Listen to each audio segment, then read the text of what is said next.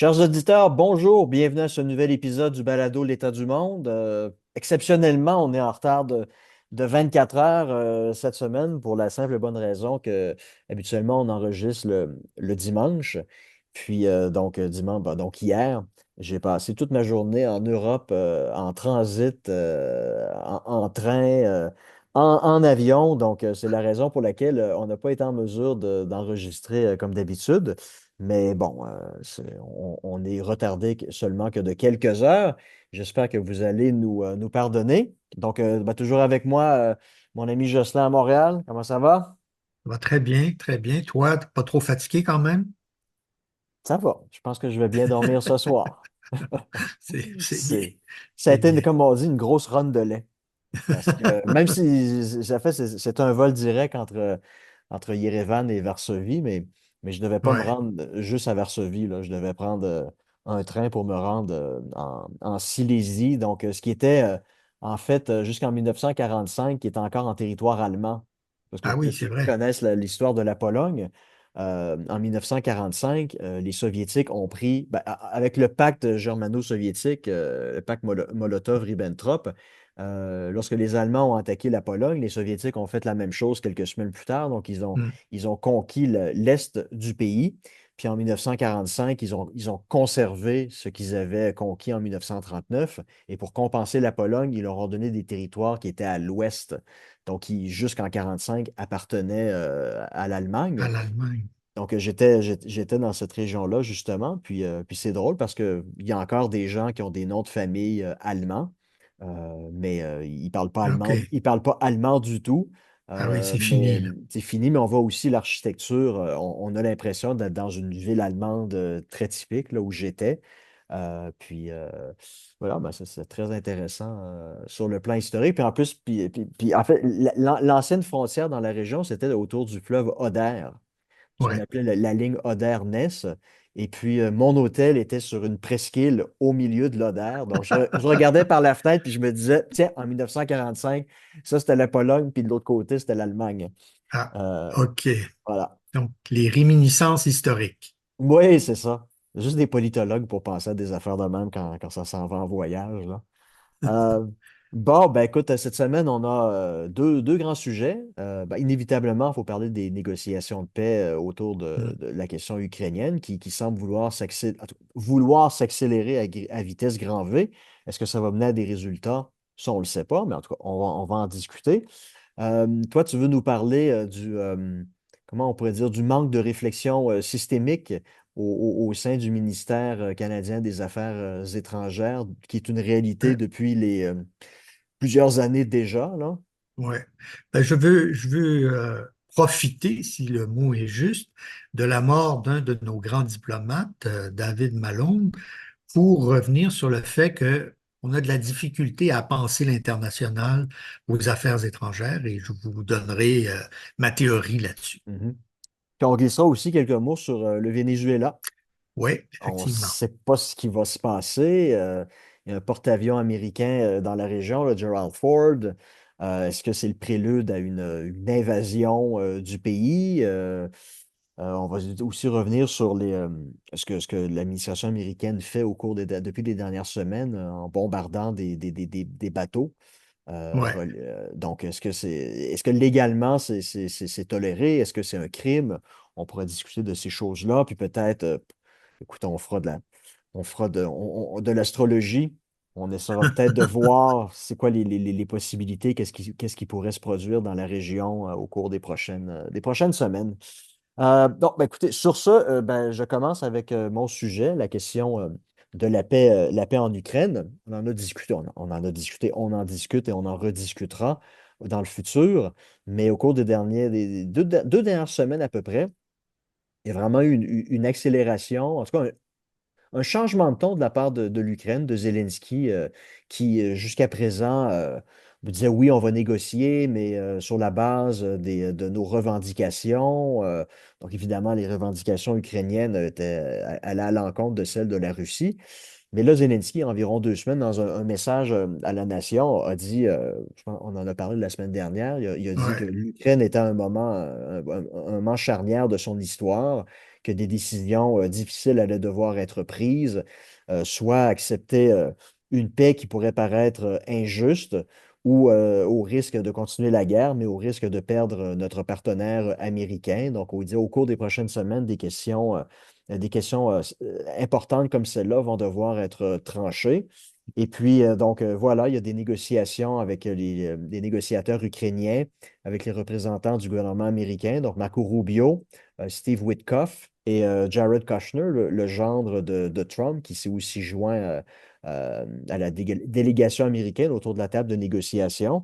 Et puis, ce qu'on a annoncé à peu près une semaine de ça, puis j'ai mis ça sur les réseaux sociaux, c'était délibérément pour faire un petit peu de la provocation. J'avais dit, si cette nouvelle-là est vraie, ben, ça signifie ni plus ni moins que l'Ukraine a accepté de se rendre, a accepté la reddition, parce que l'article Mhm. disait que l'Ukraine était prête à accepter les principaux points du plan de Trump, mais à l'exception de certains éléments qui devaient encore être négociés. Donc, on en était là il y a à peu près une semaine. Mais en tout cas, si c'est le cas, si les Ukrainiens sont prêts à accepter le plan américain, nonobstant quelques amendements ici et là, ben, ça signifie ni plus ni moins que l'Ukraine va devoir accepter de perdre des territoires et de voir sa force armée limitée. Donc ça, c'était un point de dissension la semaine dernière lorsque Mhm. ça avait été annoncé. Donc le plan américain, c'est 600 000 hommes, mais les Ukrainiens insisteraient pour que le chiffre soit modifié pour que ce soit 800 000. Donc Mhm. est-ce que c'est vrai? Est-ce que c'est On- le problème, c'est qu'on n'a pas les modifications pour c'est l'instant. ça, On avait le plan en 28, en c'est 28 ça, qui a coulé, paragraphes qui a qui a- coulé. On en a discuté la semaine ouais. dernière quasiment point par point. Mais là, on n'a pas la version courte, si je peux dire. C'est ça. Donc, qu'est-ce que les Ukrainiens souhaitent amender dans ces Mhm. 28 points-là? Ce qui a coulé, moi, ce que j'ai vu, ce que tu as lu aussi, c'est la question du nombre, de la taille de la force armée Les forces ukrainienne, armées. qui Ouais. passerait de 600 000 à 800 000. Bon, Ouais. si c'est le cas, est-ce que les Russes vont accepter un amendement comme celui-ci? Parce que, bon, tu sais, une des conditions pour la Russie, c'est la démilitarisation de l'Ukraine. Mhm. Donc, est-ce qu'un pays avec une force armée de 800 000 hommes pourrait être considéré comme un pays démilitarisé? Puis on peut se poser la question, à 600 000, est-ce que ça ferait de ce pays-là un pays qui serait démilitarisé? Je pense que lorsqu'on parle d'un pays démilitarisé, c'est l'Allemagne post-traité de Versailles de 1919, qui, Voilà. elle, avait une force armée limitée à 100 000 hommes. Donc, Ouais. vraiment, on peut parler d'un pays démilitarisé. 600 000, 700 000, 800 000, est-ce que ça fait véritablement C'est une différence? Bon, est-ce que le compromis autour de ça, ce serait, OK, vous avez vos 600 ou 800 000 hommes, mais les Occidentaux vont cesser de vous vendre des armes et ils vont promettre de ne jamais déployer de troupes en Pologne, en Ukraine, ouais. pardon. Alors, est-ce que c'est ça? On n'en a aucune idée pour On n'en a l'instant, aucune idée, puisque c'est ça. Witkoff va être à Moscou cette semaine. Ouais, c'est ça, pour négocier les amendements avec Vladimir Poutine. Mais bref, en tout cas, le processus de paix semble, en tout cas, semble être bien enclenché. Est-ce que ça va mener à des résultats concrets au cours des prochaines semaines? L'avenir va nous le dire. Mais je pense qu'un élément qui est un élément accélérateur dans la décision des Ukrainiens de s'asseoir autour de la table des négociations, puis je vous prépare de ma théorie sur le sujet, c'est la question de la corruption. Ah oui. Donc, il y a environ un mois, 6 semaines, c'est un ministre et un ancien ministre qui ont été arrêtés, soupçonnés par l'agence anticorruption d'avoir détourné 100 millions de dollars ou d'euros. Et puis là, au cours des derniers jours, ben, c'est le bras droit de Zelensky, Yermak, son chef de cabinet, qui est obligé de démissionner pour une histoire Hmm. similaire. Je pense que ce n'est pas 100 millions, c'est 88 millions, mais bref, les chiffres sont vraiment astronomiques. Et donc, Zelensky est obligé de le saquer. Et ça, moi j'ai l'impression que ça contribue à Hmm. accélérer la volonté de Zelensky de négocier parce que ben, je pense que peut-être, d'une part, peut-être qu'il se rend compte qu'il est en train peut-être potentiellement de perdre l'appui du peuple ukrainien. Il voit sa légitimité s'effriter parce que là, si les gens commencent à réaliser que les gens qui leur demandaient de risquer leur vie, pas depuis 3 ans et demi, presque 4 ans, ont profité de cette guerre-là pour détourner de l'argent sans s'en mettre plein les poches, ben là, il va peut-être y avoir un retournement de l'opinion publique contre Zelensky. Mais moi, ben, écoute, moi, c'est ça, c'est ma théorie. Tu me diras ce que tu en penses. Pour les auditeurs, on n'en a pas discuté au préalable, donc je vais Mhm. surprendre peut-être Jocelyn avec ça. Euh, je pense que tout le monde sait que la corruption en Ukraine, c'est systémique, là. C'est comme en Russie, c'est Voilà. comme en Asie centrale, les pays du Caucase. Ça devrait pas être une surprise pour qui que ce soit. Puis je pense que pour les gens qui suivent l'actualité, les dirigeants occidentaux, ça ne devrait pas non plus être une surprise, ce qui arrive en ce moment. Mais la question que je me pose, c'est pourquoi est-ce que ces histoires-là sortent vraiment presque coup sur coup? Se pourrait-il que c'est les Américains qui mettent de la pression sur Zelensky pour le Mhm. forcer à s'asseoir en sortant des squelettes de son placard indirectement, en commençant à porter atteinte à la, à la- à la- à des ministres, à certains de ses ministres, Ah ouais. et maintenant à son bras droit. Est-ce que c'est le signe que les Américains n'ont pas simplement... Ils savent, là, si l'argent a été détourné, du fric a été envoyé dans des comptes secrets en Suisse ou aux îles Moukmouk, les Américains le savent, là. Ils ont la Ouais. trace, puis ils savent exactement quels ont été les montants détournés. Se pourrait-il que c'est les Américains qui fassent couler délibérément l'information pour mettre Zelensky dans le trouble, pour mettre de la pression sur lui, pour le forcer à signer un accord de paix, et en lui montrant que l'étau est en train de se resserrer autour de toi. Il y a un mois, 6 semaines, c'était certains de tes ministres. La semaine dernière, c'est ton bras droit. La semaine prochaine, ça va peut-être être ta femme. Puis dans 2 semaines, ça va Mhm. peut-être être toi, là.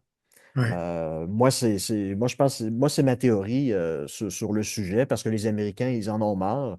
Ils veulent que la paix se règle dans la région. Et puis, peut-être qu'ils ont trouvé ici le moyen de pression par excellence sur Zelensky. Mhm. Et, euh, et si c'est effectivement le cas, ça laisse à penser qu'il commence à y avoir une odeur de début de fin de régime pour Zelensky en Ukraine. Parce que moi, j'ai toujours dit, hein, n'importe quel chef d'État ukrainien qui va signer une paix, qui va concrétiser la perte de territoire aux mains de la Russie, c'est un politicien qui signe son arrêt de mort. Comme les Ouais. politiciens allemands qui ont signé le traité de Versailles dans les années qui ont suivi, dans les années 20, ils ont été assassinés par des nationalistes, par des groupes nazis, parce qu'ils avaient signé la paix, là. Ah, Donc, ils étaient accusés de trahison. Ouais. oui, oui, c'est ça. Donc, est-ce que c'est pas une façon peut-être de la part des Américains d'inciter Zelensky à signer une paix Mais rapidement pour en échange qu'il puisse quitter le pouvoir, qu'il n'ait pas à signer cette paix-là et qu'il puisse mhm. partir vivre en exil et qu'on Mhm. lui foute la paix et que les Ukrainiens puissent passer à un autre appel et à un autre chef d'État qui, lui, va prendre des décisions qui s'imposent. Et très rapidement, je sais que tu veux dire quelque chose, très rapidement, le nom qui circule maintenant comme personne qui pourrait peut-être remplacer Zelensky, c'est le général Zaloujny, qui était Mhm. chef de l'armée jusqu'à ce qu'il soit saqué après l'échec là, de leur contre-offensive à l'été 2023, qui est maintenant ambassadeur en En Grande-Bretagne. Grande-Bretagne. Lui, Zaloujny a évoqué la chose suivante, c'est que essentiellement, on fait la paix. Il n'y a pas de reconnaissance de juré que l'Ukraine a perdu les territoires. Et, Mhm. euh, et- et lui, son idée, ce serait de vendre le cessez-le-feu comme étant un simple arrêt temporaire des Mhm. combats et dans l'espoir que peut-être dans 5 ou 10 ans, lorsqu'il y aura peut-être une victoire d'un candidat du Parti démocrate à la présidence américaine, que les Américains puissent recommencer leur aide massive à l'Ukraine et permettre aux Ukrainiens de repasser à l'offensive dans l'espoir de reconquérir les territoires qui auront été perdus. Donc ça pourrait être une façon acceptable pour un chef d'État de faire accepter une paix, mais sans avoir à s'exposer, sans avoir à être obligé de vendre cette paix-là comme étant une défaite, comme étant une reddition. Mhm. Mais tout en sachant probablement très bien que la fameuse contre-offensive prévue en 2033 va constamment être repoussé je veux dire, je pense que l'Ukraine, depuis 3 ans et demi, a quand même fait la preuve que vaincre l'ours russe, c'était plus facile à dire qu'à faire. Mhm. Je me demande dans ton explication ce qui arrive, ce qui pourrait arriver auprès de l'opinion publique ukrainienne. Est-ce que les Américains, si ce sont les Américains qui ont coulé cette information-là, ont bien évalué l'impact auprès de l'opinion publique ukrainienne? Parce que c'est sûr que Zelensky a acquis un statut pratiquement mythique surtout à l'étranger, parce que pour ce qui est de l'Ukraine, il reste populaire, mais cette popularité diminue de jour en jour. Alors, si Zelensky signe ou s'en va, tout simplement, cède sa place à ce général qui, lui, pourrait reprendre la négociation avec les Russes. D'abord, est-ce que ça ne va pas retarder justement la négociation et la signature d'un accord de paix? Et est-ce que ça va pas encore plus déstabiliser l'Ukraine comme société et surtout aussi affecter le moral des soldats actuellement Mm. qui luttent sur une ligne de front de 1000 kilomètres et dont certains endroits sont assez fragiles Mm. aussi. Alors, il y a C'est- de nombreuses défections, il y a une difficulté à recruter des soldats, il y a l'affaire de la corruption, bien sûr, qui doit peser sur les consciences. Et donc là, si en plus le pouvoir politique est déstabilisé, eh bien, l'Ukraine se retrouve dans une fâcheuse position. Ouais. Mais l'avantage de Zaloujny, la thèse Zaloujny, c'est que c'est un général qui était très aimé par ses hommes, C'est vrai. supposément plus aimé que le commandant actuel, Syrski, qui lui est de la vieille école soviétique où on envoie des hommes au casse-pipe. Zaloujny faisait plus attention à sauver la vie de ses hommes. Donc, dans cette hypothèse-là, Mhm. peut-être que ça pourrait permettre de redonner un petit peu de morale aux soldats ukrainiens en tout cas, c'est ce qu'on racontait à Ouais. l'époque, qui semblait l'apprécier énormément. Puis on voit en tout cas le style de Sirski. Là, on en parlait encore la semaine dernière dans la région de Pokrovsk. Vous avez une ville, Myrnohad, où vous auriez jusqu'à 5 brigades ukrainiennes qui sont maintenant carrément encerclées. Et Ah ils ont oui. été envoyés là. Ils ont été envoyés là par Sirski avec l'ordre de se battre jusqu'à De la dernière, tenir. de Ouais. tenir à tout prix. Bon, ben ça envoie pas nécessairement un message très optimiste aux soldats ukrainiens ou à ceux qui Mhm. vont devenir soldats au cours des prochaines semaines, s'ils savent que ben, ils sont condamnés à des batailles d'arrière-garde comme ça, à se faire encercler, puis à d'avoir d'autres choix que soit de se rendre ou de se battre jusqu'à la mort. Donc, Mhm. on verra, mais je pense que on est à un point tournant là, dans le Ouais. conflit.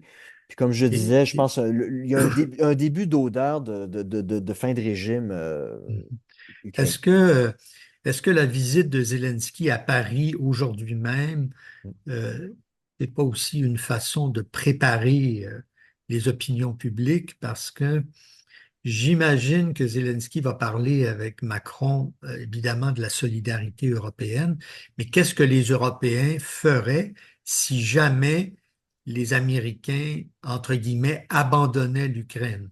Parce que quand on lit les rapports de presse de ce week-end, on voit que les Russes vont pas céder sur grand-chose. Et donc, les Américains sont en train de négocier la reddition, entre guillemets, de l'Ukraine pour qu'elle soit la moins douloureuse possible et peut-être une reprise par les Européens d'une aide quelconque à l'Ukraine. Les Ukrainiens comptent beaucoup sur les Européens, mais j'ai pas l'impression que ceux-ci sont en ordre de marche très cohérente ici.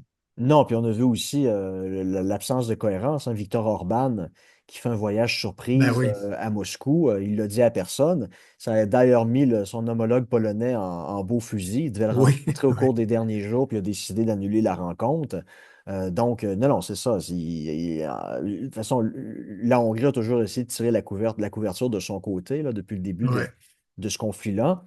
Mais tu sais, la visite de Zelensky à Paris, tu sais, honnêtement, Macron, c'est le dernier ami de Zelensky, hein, parce qu'on ne peut pas dire que Trump, c'est un soutien indéfectible de Oui, c'est Zelensky. ça. Écoute, c'est Keir Starmer, Merz, le chancelier allemand, Oui, puis Macron, c'est les derniers amis de Zelensky, là. Donc, moi, j'ai oui, l'impression, c'est ça, Zelensky, il retourne à Paris, mais pour faire quoi au juste? Pour annoncer quoi? oui. Acheter d'autres avions? Les fameux Rafales, Oui, mais l'Ukraine va acheter. Mais on va les livrer dans 10 ans. oui, puis Alors, l'argent est pas là de toute façon, puis on sait très bien ouais, ils seront jamais livrés de toute façon.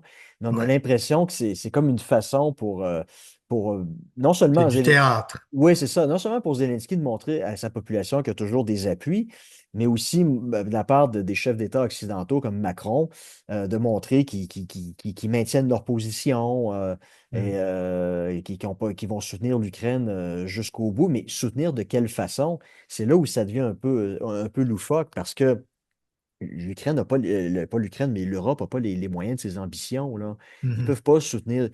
Et tout ce qu'ils peuvent faire en matière de soutien, c'est d'acheter des armes américaines puis les livrer à l'Ukraine, là. mhm. Bon, c'est qui est crampé dans cette histoire-là? C'est les Américains Ouais. qui font du Et ça- cash, là. Puis les Européens, ils achètent ces armes-là avec des taux d'intérêt. ouais. Mais bon, mais à quelque part, ces politiciens-là se sont peinturés dans le coin il y a 3 ans et demi, et puis ils ne peuvent plus faire marche arrière. Mhm. La même chose avec C'est très difficile. Van der Leyen, la présidente de la Commission européenne, elle ne peut pas Hmm, faire marche arrière. Donc, ils hmm. sont condamnés à une fuite vers l'avant, puis au slogan aussi longtemps qu'il le faudra. Ouais. Mais Sauf que Zelensky va vouloir limiter les dégâts aussi, là, parce que, je veux dire, il peut bien rejeter la dernière mouture du plan américano-russe, il faut bien l'appeler comme oui, il est, oui, amendé par les Européens, mais s'il n'obtient aucune aide, ben, la guerre se poursuit. Et il- peut-elle encore se poursuivre plusieurs années? Comme moi, je ne suis pas un expert militaire sur le terrain, mais visiblement, l'armée ukrainienne a aussi ses fragilités. Peut-être qu'ils ont bâti un outil militaire important en Europe, puisque maintenant ils ont l'expérience du combat, mais encore faut-il pouvoir le maintenir pendant plusieurs années c'est ça. face à une Russie avec ses 150 millions d'habitants qui peut toujours recruter, même si on dit qu'il y a des problèmes de recrutement aussi en Russie, Puis ça coûte cher, ils ne c'est sont surtout ça pas le du même problème. ordre. Oui, Non, oui, c'est en ça. plus. Eux, c'est ça. Le problème des Russes, c'est qu'ils n'ont pas de problème de recrutement. OK. Le problème avec le recrutement, c'est que ça leur coûte 25 millions de dollars par jour. Ça leur coûte une Ouais, fortune. Du côté ouais, des Ukrainiens, le problème, c'est le recrutement en tant que tel. ouais, c'est ça. Et puis, Parce qu'on est dans deux logiques ici, hein. Les Ukrainiens défendent leur survie, alors que les Russes, ben, ils envahissent un autre pays. C'est pas la même non, chose. c'est ça. Puis les soldats ukrainiens qui se battent, c'est pour défendre leur pays, leur liberté. Voilà. Puis les soldats russes qui se battent, c'est pour le fric, c'est pour le cash. Ouais. Ils ne se battent pas pour la mère patrie, là. Moi, j'en ai déjà discuté. Le Russe en 2025, là, malgré ce qu'on peut en penser, là, il n'est pas prêt à faire tous les sacrifices, les mêmes sacrifices qu'à l'époque de Staline, là. Ouais. Ils vivent dans Ouais. une logique où ils acceptent là, de ne pas avoir de liberté politique, mais en échange de quoi, ils ont certains bénéfices. Puis les Russes qui se joignent comme volontaires dans les forces armées russes, ils font ça pour le pognon, là. Et C'est uniquement pour le intéressant. pognon. C'est intéressant ce que tu dis parce que en Europe, si on écoute le Mhm. chef d'état-major français, ben, il va falloir que les Français et les autres acceptent de sacrifier leurs enfants Ouais. pour défendre leur territoire, leur civilisation, leur mode de vie.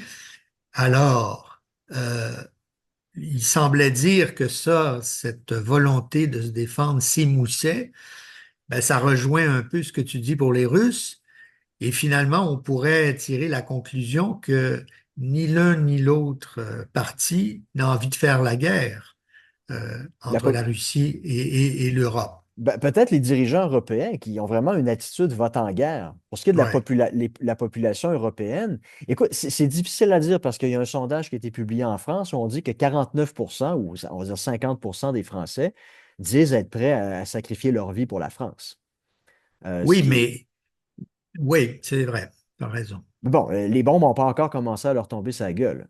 Ouais, ouais, ouais, Si tout à un fait. jour ça a à se produire, est-ce que ça va passer à 75 ou ça va pas plutôt baisser à 25? C'est Ouais, facile ouais, de dire ça, oui, oui, en temps de paix, ou c'est plus ou ouais. moins en temps de paix, oui, oui, je serais prêt à risquer ma vie.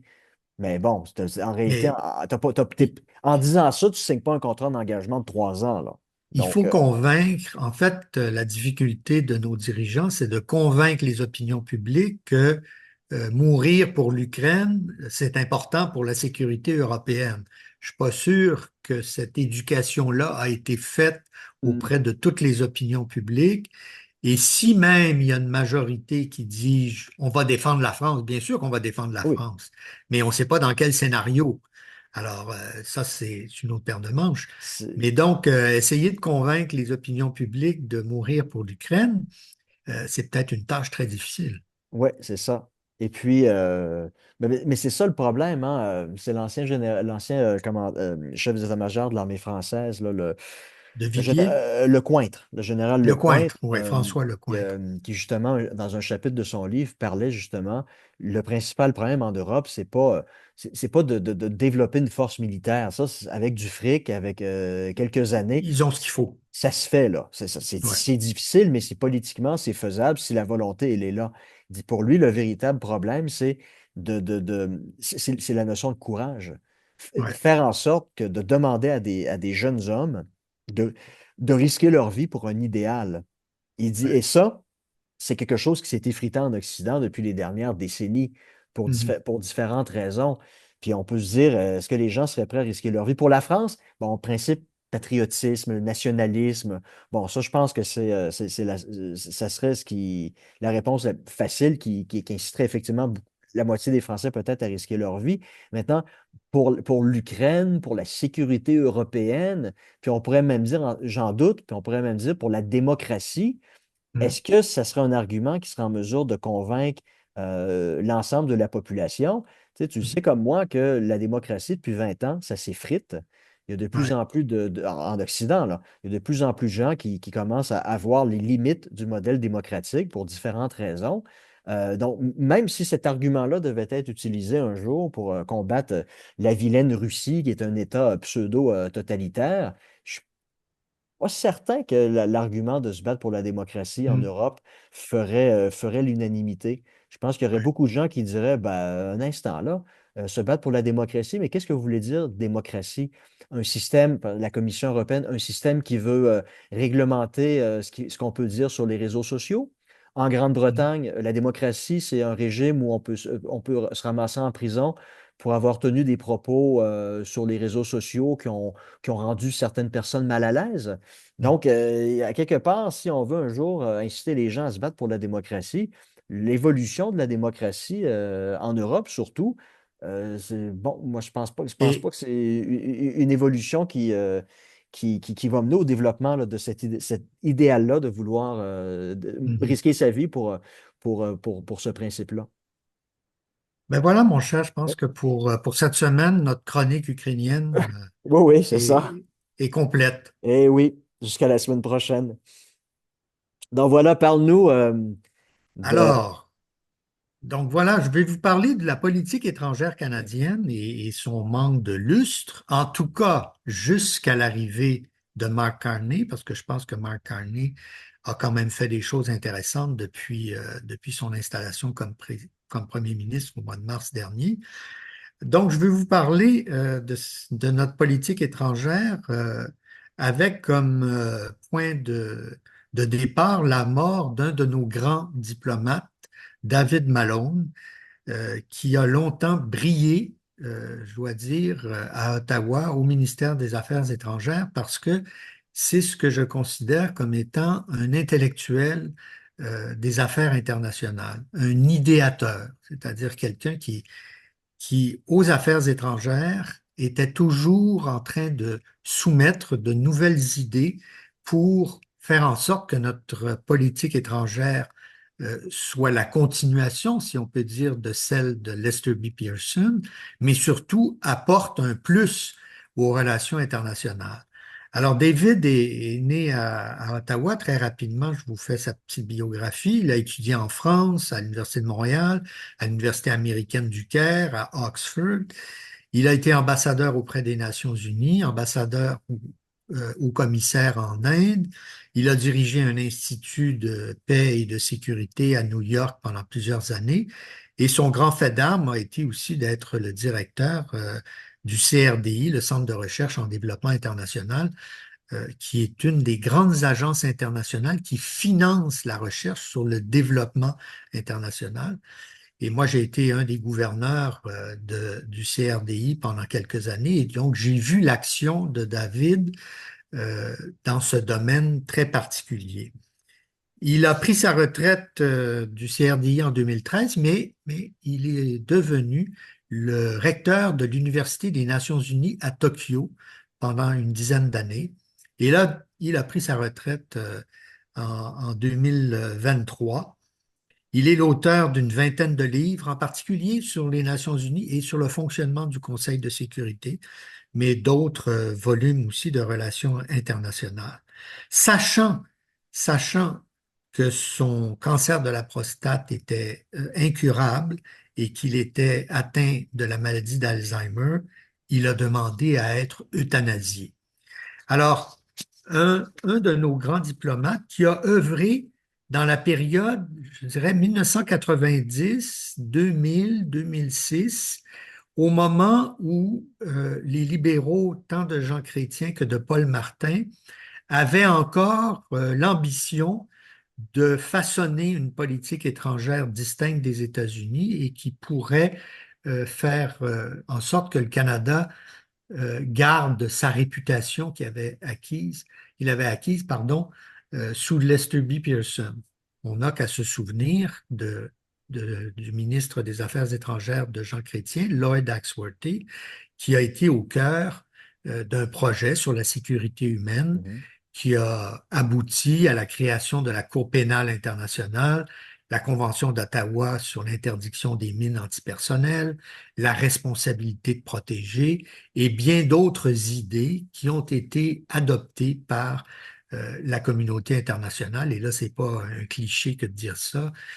Quand vos Non, c'est vrai. idées sont votées à l'Assemblée générale des Nations unies, c'est vraiment tout le monde qui vote et qui est d'accord, c'est pas seulement les Occidentaux. Et David faisait partie de ces diplomates canadiens que moi j'ai, comme je vous le disais, qualifiés d'idéateurs, c'est-à-dire qu'ils poussaient continuellement de nouvelles idées, justement pour permettre à des gens comme Lloyd Axworthy de pouvoir présenter un programme consistant qui permettrait au Canada non seulement de retrouver son lustre, mais aussi d'occuper des positions de pouvoir dans l'ensemble de la communauté internationale. D'abord, un siège au Conseil de sécurité comme membre non permanent. C'est la dernière fois que nous avons été élus au Conseil de sécurité en 99-2000. Ensuite, on avait des individus qui étaient placés dans les organisations internationales. On n'a qu'à penser à Louise Fréchette, qui a été la première vice-secrétaire générale de l'ONU de 96 à 2002, j'ai plus les dates exactes. Louise Arbour, qui était la Mhm. procureure en chef de deux tribunaux internationaux, celui du Rwanda et celui de l'ex-Yougoslavie, des généraux et des diplomates qui dirigeaient des opérations de maintien de la paix en Afrique, à Chypre, en Haïti ou ailleurs. Et d'autres que j'oublie sans doute. Donc, une vraie empreinte canadienne, celle qu'on avait connue pendant une trentaine d'années sous différents gouvernements, qu'ils soient progressistes, conservateurs ou libéraux. Mais au même moment où David et les autres irriguaient la pensée de politique étrangère canadienne, s'est produit un changement dans la façon de gérer les ministères en général. Et là, je me fie aux travaux de Donald Savoie, qui a beaucoup écrit là-dessus.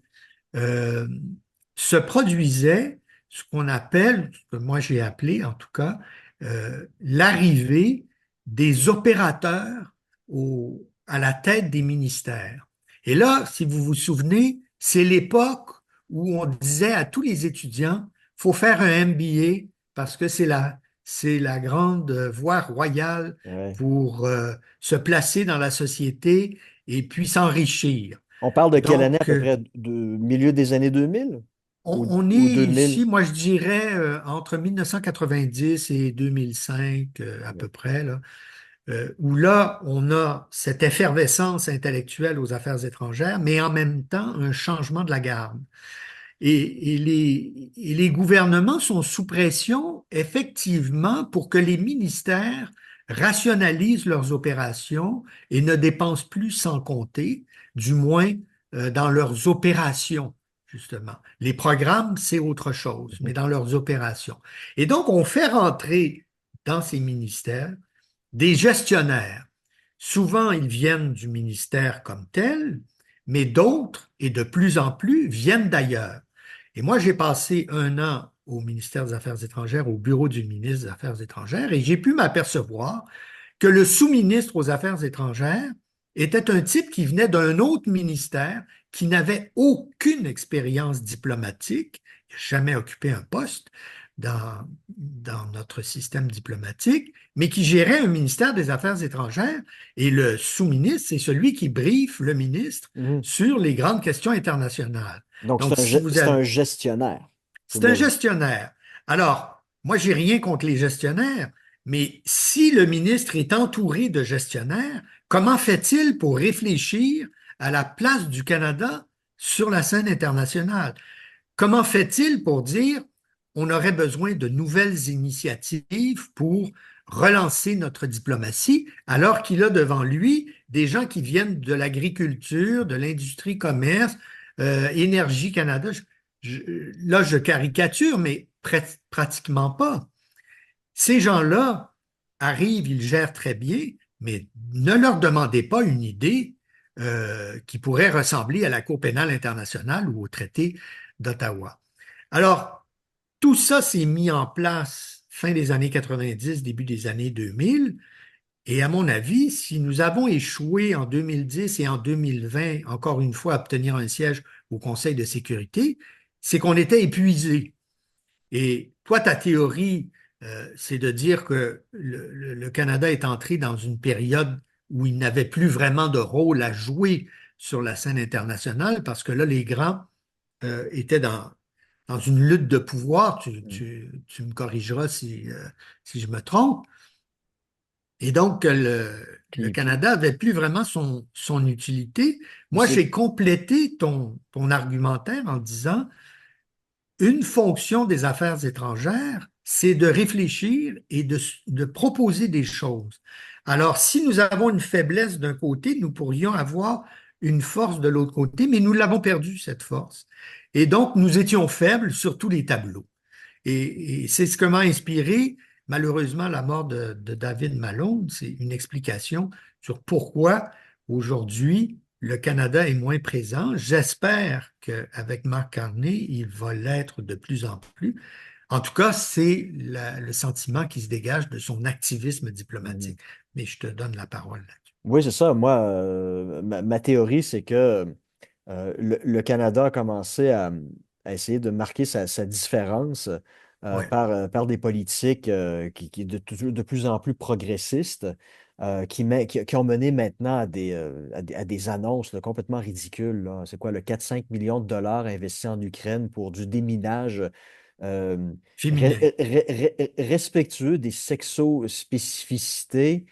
Puis là, avec des amis avec qui on fait des podcasts aussi, on s'est amusé à passer à travers la liste des investissements à Affaires mondiales Canada, des investissements de plusieurs millions de dollars au Nigeria pour de l'agriculture euh, respectueuse de l'égalité homme-femme, de Hmm. développement de fèves de soja au Vietnam, encore une fois.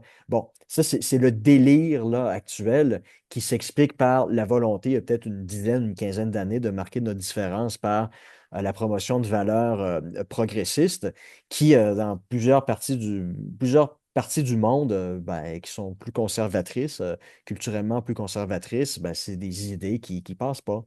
Et puis, Ouais. ça fait paraître le Canada comme étant une espèce d'empire moral qui vient donner des leçons sur comment on devrait s'adresser aux gens pour pas les offusquer. Puis, donc, l'idée d'un impérialisme moral qui est pas nécessairement le bienvenu. Puis, moi, j'ai. Ça part d'une bonne idée. Ça Oui, part d'une idée ben, généreuse. oui, oui, c'est ça, Ça, mais qui s'applique peut-être dans le Canada post-national de Justin, ouais. Mais mais qui passe absolument pas très bien au Kyrgyzstan ou en Arabie Saoudite, hein?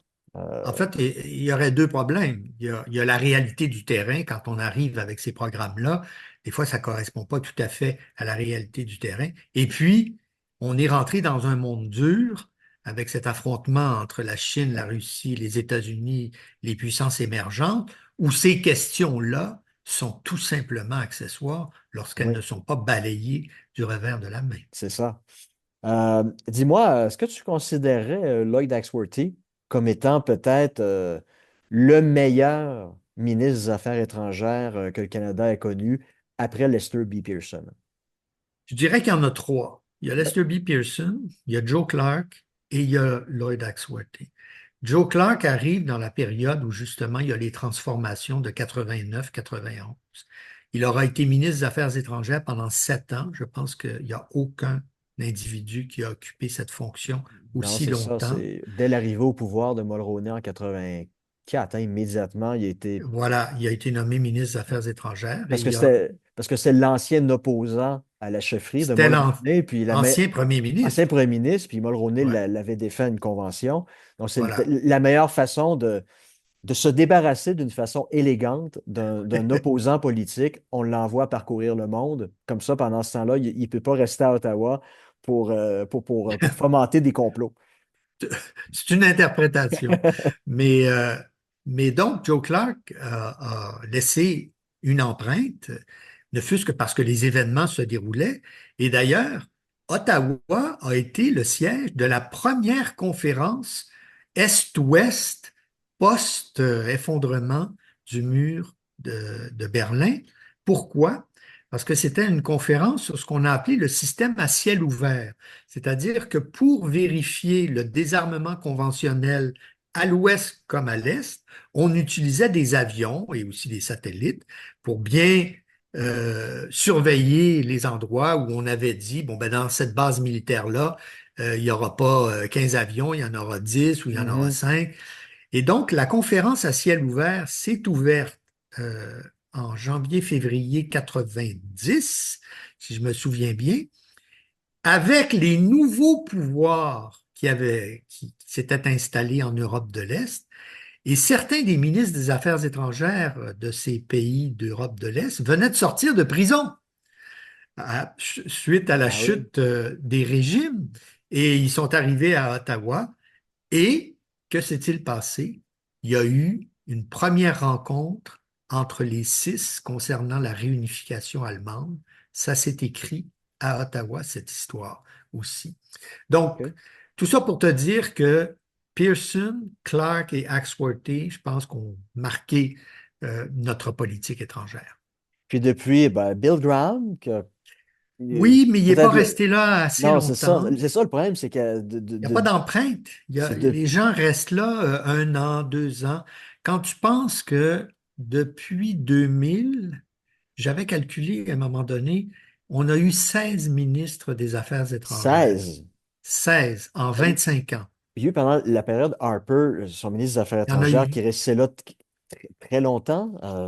euh, Baird, mais John Baird, c'est ça. il est resté là 3 ans. D'autres sont restés là 7 jours. Ben, Donc, ouais, ben, il y a eu Maxime Bernier, sous Harper, il y a eu Bernier, il Baird. y en a eu 7. Il y Il y en en a a eu eu 7. 7 sous Harper. Ouais, Ouais, pour OK. une dizaine d'années de pouvoir. Sous Trudeau, à peu près 7 aussi, pendant une dizaine d'années. Donc, beaucoup d'instabilité. Et il y a des chercheurs que peut-être certains connaissent, Albert Legault et Michel Fortman, qui ont écrit un livre sur la diplomatie canadienne du désarmement. Et ils concluaient que la stabilité aux affaires étrangères était signe ou amenait au succès des initiatives canadiennes. Quand il y a un ministre qui est là assez Ouais. longtemps pour comprendre les dossiers et les défendre dans les arènes internationales, eh bien, ça faisait en sorte que le Canada gagnait. Mm. Puis sans Alors nous, voilà.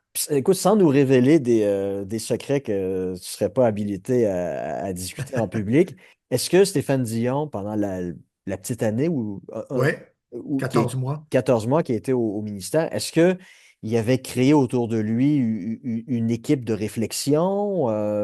Si oui, D'abord, ça ressemblait à quoi? Tous les jeudis alors, soirs, il y avait une table ronde, un 5 à 7 où ça discutait de grandes idées. Ça Alors, ressemblait à deux quoi? choses. Il faut voir ça sous deux formats. D'abord, il y a le bureau du ministre avec sa direction de la recherche, et moi, je faisais partie de ça. Nous étions 6 conseillers avec des expertises différentes.